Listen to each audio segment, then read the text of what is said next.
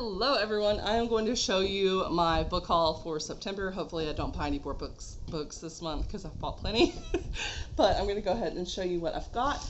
I did get my book of the month and I finished the challenge, even though I cheat on the challenge every year and I'll just go ahead and mark books as read even though they're not, so that I can get the challenge prize. I bought them, I want my prize, okay? So I will read them when I read them. But anyway, so this month is a book sleeve, and it's really nice. It's got zippers and everything in there. Okay, and here's what I got for my book of the month. I got Alchemy of Secrets by Stephanie Garber, and it does have the cute little edges and everything. And this one it starts with a class in an old movie theater.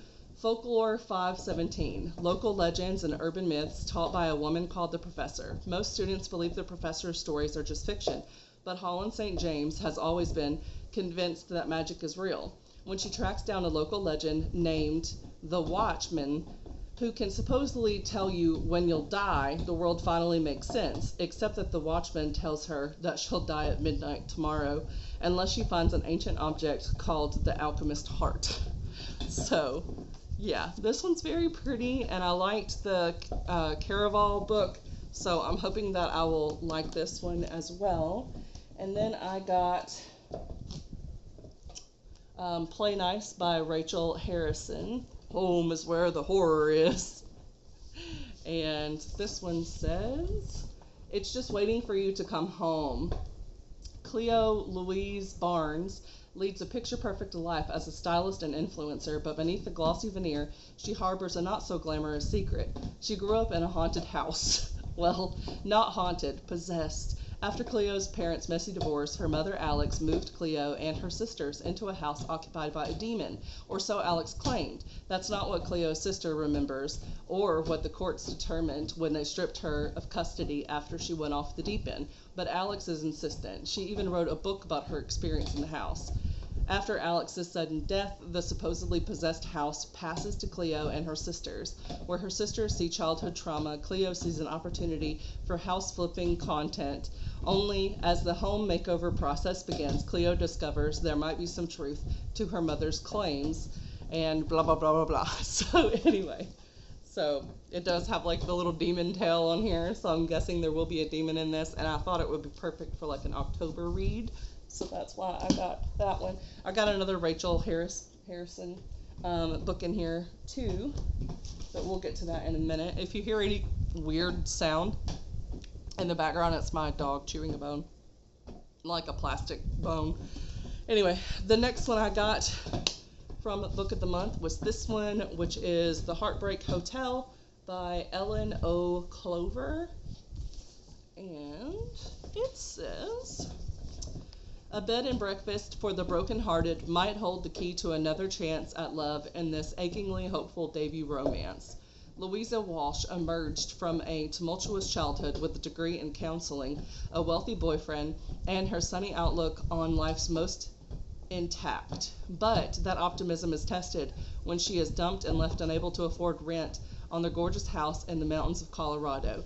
Even with her life in disarray, Lou knows losing the one stable place she's ever called home is not an option. Her plan asks her reclusive landlord, Henry Rhodes, to let her stay for free in exchange for renting out the house's many rooms as a bed and breakfast. She's shocked when he agrees to her terms, and even more surprised to discover Henry is a handsome 30-something veterinarian with silver at his temples and sadness in his eyes, one who does not take it well when Lou starts marketing her B&B as a retreat for the recently heartbroken. But as the Comeback Inn opens its doors to its weary, hopeful guests, Lou and Henry find themselves dancing around both their undeniable connection and the closely held secrets that threaten to topple this fragile new start. A chance at love here could be too close to home, or it could be exactly where the hearts finally heal. So that's all I got for Book of the Month. I have a little dog on the back. All right, and then outside of Book of the Month, I had pre-ordered this book, which is By the Horns by Ruby Dixon, and I actually already finished reading it, and it's so cute. So I already finished reading this one. This one follows Gwenna, who was in the first book, and Raptor, who was also in the first book briefly, because Raptor is one of Hawk's friends. But anyway, Gwenna is a repeater in this book, which means she's trying to become an artificer for the second time. And she's also kind of unlocked this ability to sense when someone has died and also be able to communicate with the dead. So she's a bit of a necromancer, or a mancer as they call it in the book, and mancers or any magical beings are like outlawed. So it's very dangerous for her to be that. There is also some artifacts that have gone missing, and so they're trying to figure out who is coordinating all of this, who's taking the objects and selling them off. And so Raptor is demoted so that he can be a repeater and get a couple of other repeaters in his class of 5 to kind of spy on them and just see if they're the ones that are involved. And then Hawk is also doing that with his class. So that is what is happening in here. This one is very spicy, as all of Ruby Dixon's books are. But yes, I loved this. I love Gwenna. I love Raptor. I want to know if there's going to be a book 3 and when it's going to come out, because I'm already ready to pre-order it and have the beautiful thing on my shelf. Like, look at this. Look at that. Cute, cute, cute, cute. So anyway, then I was at Barnes & Noble and got a couple more books. So one of the feature books that they had at the cafe, so you could get it for like $5 if you got something at the cafe. So I just got me a Rice Krispie treat so that I could get it. And that is It's Time for Your Villain Era. Long Live Evil. Audacious and supremely satisfying, Lee Bardugo. Brilliant, Holly Black. Just looking at all the different people that like blurbed this. It has Alex E. Harrow, Tasha Suri, Rainbow Rowell, Freya Marsky, Shelley Parker Chan, Holly Black, and Jay Kristoff. So I was like, that's a lot of well-known authors that blurbed this book. A tale for anyone who's ever fallen for the villain.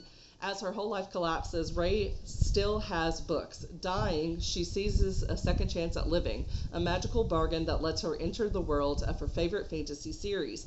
But when she gets there, she finds out that she's one of the villains in the series.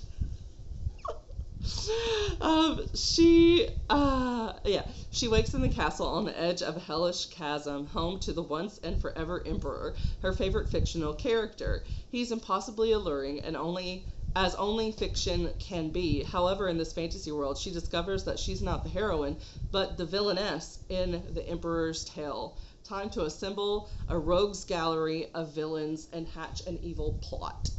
So, I'm excited for that, and it is a thicken. Alright, and then I've got Roots of My Fears, which is short stories by all these different authors that you can see there. I don't really know any of those authors, but it's terrifying stories of ancestral horror.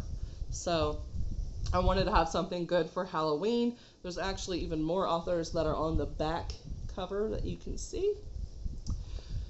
But it says, it's a bedtime story, ancient family lore, a secret passed down from generation to generation, stories that have deep, dark roots, ever growing, ever creeping. This anthology explores stories of heritage and horror, the tales we grew up on, hometown rumors and legends, the things we passed down through our bloodlines. So I thought that would be a good one. And then another Halloween-y type one is the other Rachel Harrison book, which is So Thirsty, a vampire novel. And it is It's Time She Takes the Life by the Throat. Sloane Parker is dreading her birthday. She doesn't need a reminder she's getting older or that she's feeling indifferent about her own life. Her husband surprises her with the birthday weekend getaway. Not with him, but with Sloane's longtime best friend, troublemaker extraordinaire Naomi. Sloane anticipates a weekend of wine tastings and cozy robes and strategic avoidance of issues she'd rather not confront, like her husband's repeated infidelity. But then her friend like sets up this big thing, and I guess they're gonna get bitten by a vampire. Because I did flip to like halfway through the book and read some stuff, and so something's going on with that. But I'm excited to see how this goes. I haven't read a vampire book like this in a while. So then we have this bag, which I got on the same day, which is why I was like, I need to stop. So I went and saw The Long Walk, which is a Stephen King book that got turned into a movie. So I just went and saw that, and then I was like, I want to read another Stephen King book. And then I saw this one was buy one, get one 50% off, so I picked it up. And it is Stephen King, The Institute. Things will happen to you here. Some of them will not be so nice. In the middle of the night, intruders silently murder young Luke Ellis's parents and steal him away from his suburban Minneapolis home, an operation that takes less than 2 minutes. Luke will wake up in a faraway room that looks just like his own, except there's no window. And outside his door are several other doors, behind which are several other kids with very special abilities, and who arrived at where here is in the same way Luke did. They are all localized in the area known as front half, which is a good thing. No one ever returns from back half. So I am excited to see what happens with this. Are they going to find a way out? Who knows? It kind of makes me think of like that dollhouse kind of thing that was in Pretty Little Liars, where they were kind of trapped there. I wonder if it'll be a little similar to that. Then I have another one that was part of the buy one, get one 50% off, and it is another thick book, just like the last one I showed you, and it is Of Monsters and Mainframes by Barbara Truelove. I'm guessing that is definitely a pen name. But I loved all the rainbow colors, and I was like, let's see. And I like sci-fi, so. Spaceships aren't programmed to seek revenge, but for Dracula, Demeter will make an exception. Demeter just wants to do her job, shuttling humans between Earth and Alpha Centauri. Unfortunately, her passengers keep dying, and not from equipment failures as her AI medical system, Stewart's, would have her believe. These are paranormal murders, and they began when one nasty ancient vampire decided to board Demeter and kill all her humans. To keep from getting decommissioned, Demeter must join forces with her own team of monsters: a werewolf, an engineer built from the dead, a pharaoh with otherworldly powers, a vampire with a grudge, a fleet of cheerful spider drones. Together, this motley crew will face down the ultimate evil, Dracula. The queer love child of pulp horror and classic sci-fi Of Monsters and Mainframes is a dazzling, heartfelt odyssey that probes what it means to be one of society's monsters and explores the many tropes of friendship that make us human. So, and like I said, it's a thick one. But, yeah, I thought that sounded really good, so I grabbed it. And then I got another book. Okay. I don't think I told you, but these two were also on the buy one, get one 50% off. So I got these two that like that, and then these two. And this was yesterday. So if you want to go do that, your Barnes & Noble might have that 50% buy one, get one 50 off as well. This one I picked up. It looked super cute. I thought it might have been a graphic novel inside at first, just because of the print size is quite large. It's as big as like a paper, it's almost as big as a hardback. So, but anyway. This one is The House Witch, Della Mock. I don't know how to say that name. But yeah, this is the first book in the series. I think there's 3 that are already out, and I think you might be able to read these somewhere else, but I'm not sure. No, Podium Publishing is who did it, so I'm not sure if this was if this started off as like a serial or something. I don't know, but anyway, it says volume 1, not book 1, so that's curious. Heartwarming and humorous blend of fantasy, romance, and mystery, featuring a witch with domestic powers and the royal household he serves dinner. When Finley Ashwin joins the staff of the king and queen of Daxaria, he's an enigma. No one knows where he comes from or how he came to be where he is, which suits Finn just fine. He's satisfied, simply serving as a royal cook, keeping nosy passerbyers out of his kitchen and concocting some truly uncanny meals. But Finn's secret identity doesn't stay hidden for long. After all, it's not every day a house witch and his kitten familiar, Kraken, take to meddling in imperial affairs. As his powers are gradually discovered by the court, Finn finds himself involved in a slew of intrigues, going head to head with knights with less than chivalrous intentions, helping to protect the pregnant queen, fending off the ire of the royal mage, and uncovering a spy in the castle. And that's only the beginning, because Finn's past is catching up with him, just as his love life is getting complicated, filled with fascinating characters, courtly intrigue, political machinations, delicious cuisines, cuddly companions, magical hijinks, and will they won't they romance. The House Witch is the first in a captivating new series guaranteed to satisfy the taste of any breeder. And the back is cute too. Anyway, there actually is more, because I ordered ones that I price compared when I picked up everything I was interested in, and I ordered ones where I found it cheaper, and they're supposed to be here tomorrow, so there actually will be another video like this one. But I have one more book in here, and she also gave me a pen that goes with it. So that's the pen that goes with it. It is also, this is the exclusive Barnes & Noble edition that has special content. You could pick to be a griffin or a dragon.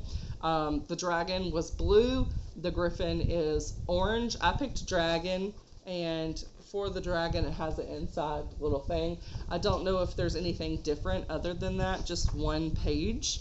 And then the back of it has information as well. So I'm not sure what's very different between the two editions, but you might have trouble if you don't go to an indoor store being able to pick which version you want.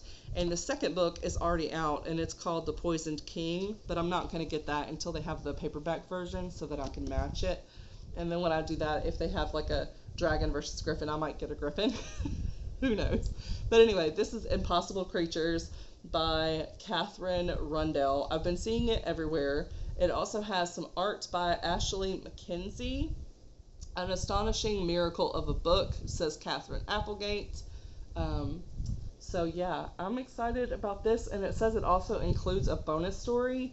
So if you get the Barnes & Noble, then that will be good. This is a like middle grades. It says it's for ages 10 and up. They call it a yearling fantasy. I don't really know what that means. But anyway, it was a very fine day until something tried to eat him. The day that Christopher rescued a drowning baby griffin from a hidden lake would change his life forever. It's the day he learned about the archipelago, a cluster of unmapped islands where magical creatures of every kind have thrived until now. And it's the day he met Mao, a girl on the run in desperate need of his help. Together they embark on a wild adventure, consulting sphinxes, battling kraken, and negotiating with dragons, trying to discover why the magic is fading from the enchanted world, from this enchanted world. So, Rick Riordan says, I heartily recommend it to readers of all ages. So, anyway, it's got some other people left some little quotes on there too, but I don't know who they are. Well, the New York Times says well nigh and irresistible, and I guess the other one's the Wall Street Journal, so I do know what those are. They weren't authors. Said a glorious fantasy adventure. So I'm definitely up for that. I have been on like a children's middle grades kick lately, and it had the sprayed edges. I just couldn't resist. Cover's gorgeous, and I've seen it around quite a bit, so it's pretty popular. And I'm excited to finally have it on my shelf and be able to read it. So, let me know, out of all these books, which one or ones should I be trying out sooner rather than later. And I'll show you the little spines of them again so you can get a reminder of what I've got. Obviously, don't choose this one because I've already read it. I've already finished it. But